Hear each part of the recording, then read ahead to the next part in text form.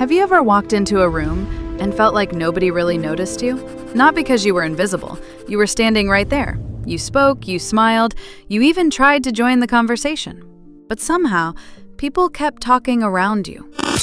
And maybe you've noticed something else. When you were younger, people asked what you wanted, what you thought, where you were going. Now, they might ask what everyone else wants and simply assume you'll be fine. Maybe your children call when they need something. Maybe people interrupt you more than they used to. Maybe you walk into a store, a restaurant, or even a family gathering and suddenly feel like you've become part of the background. And if you've ever wondered, when did I become so easy to overlook? There's something important you should know. You didn't suddenly become less interesting. There are psychological reasons people may start responding to you differently, and some of them have surprisingly little to do with your actual worth. Let's imagine a woman named Evelyn. She's 62. She spent most of her life taking care of other people. She raised children, worked, looked after parents, remembered birthdays, made appointments, kept family traditions alive. For decades, Evelyn was the person everyone needed. And then something changed. Her children grew up. Her parents were gone. Her career slowed down. The house became quieter. And one afternoon, Evelyn went shopping with her daughter. They stopped for coffee. Her daughter spent most of the time looking at her phone. Evelyn started telling her about something she'd been thinking about. Halfway through the story, her daughter interrupted. "Mom, sorry, what were you saying?" Evelyn smiled. "Nothing, it's okay." And she changed the subject. It seems like such a small moment, but moments like this accumulate. The unanswered text, the family conversation where nobody asks your opinion, the younger person speaking louder because they assume they know better, the doctor who talks to your adult child instead of looking directly at you, the friend who stops inviting you because they assume you're busy. None of these moments, by themselves, necessarily mean someone doesn't value you, but when they happen repeatedly, you can begin to internalize a very painful message. Maybe I don't matter as much anymore. And that's where the psychology becomes interesting. Because feeling invisible isn't always about literally being ignored. Sometimes it's about losing the social roles that once made you visible. For years, people may have known you as mom, wife, employee, caregiver, organizer, the person who solved problems. And when those roles become smaller, you can suddenly find yourself asking a question you haven't had to ask in decades. Who am I when nobody needs me? That's a much deeper question than loneliness. The identity shift. Psychologists sometimes talk about the importance of social identity, the parts of ourselves that come from the roles and relationships we have with other people. When those roles change, our sense of identity can change with them. And this can happen especially strongly during major life transitions. Retirement, divorce, children leaving home, losing a partner, becoming a caregiver, even simply getting older in a culture that constantly celebrates youth. The danger is that you can start confusing being less needed with being less valuable. Those are not the same thing, and that's an important distinction to remember. The invisibility effect. There's another reason this experience can feel so strange. People don't necessarily stop seeing you. Sometimes they start assuming things about you. They assume you don't want to go. You probably won't understand the technology. You wouldn't be interested in something younger people are doing. You don't need help. You don't need attention. You're independent. You've got it handled.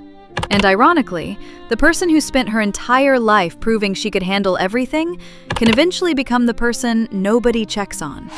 Think about that. The woman who spent 40 years saying, "Don't worry about me," may eventually discover that everyone took her seriously. They stopped worrying. And this is where something heartbreaking can happen. You become very good at hiding your needs. You don't tell your daughter you're lonely. You don't tell your friends you wanted to be invited. You don't tell your family that their comments hurt. You don't say, "I wish you'd call me sometimes," because you don't want to sound needy. So you say, "It's fine. I've been busy too. Don't worry about me." And then you go home and wonder why nobody seems to notice that you're struggling. Sometimes invisibility isn't created by one person. Sometimes we accidentally participate in it ourselves. Not because we're doing something wrong, but because we've spent so many years being the strong one that asking to be seen starts to feel uncomfortable. The psychology of withdrawal. There's an important psychological cycle here.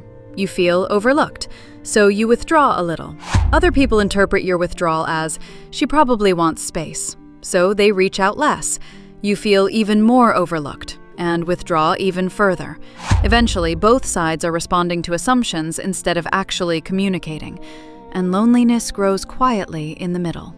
This is one reason loneliness isn't always about being physically alone. You can have a full contact list and still feel like nobody really sees you. The moment everything changes. Evelyn eventually noticed something.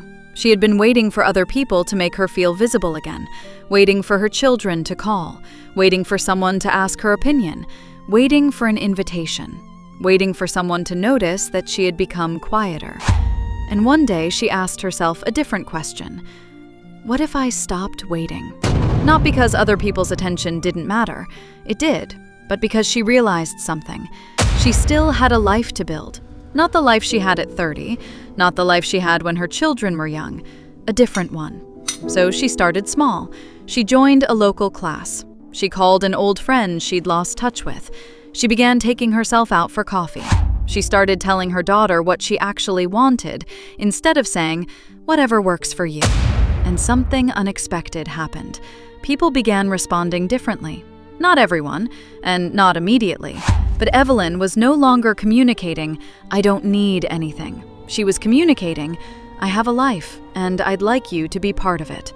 That's a very different message. And here's the part I really want you to hear. Getting older does not mean you have to become louder to become visible. You don't have to compete with younger people. You don't have to dress differently. You don't have to pretend you're 35. You don't have to become someone you're not. Sometimes being seen again starts with something much simpler, letting people see you. Your opinions, your humor, your interests, your boundaries, your needs, your stories, your presence.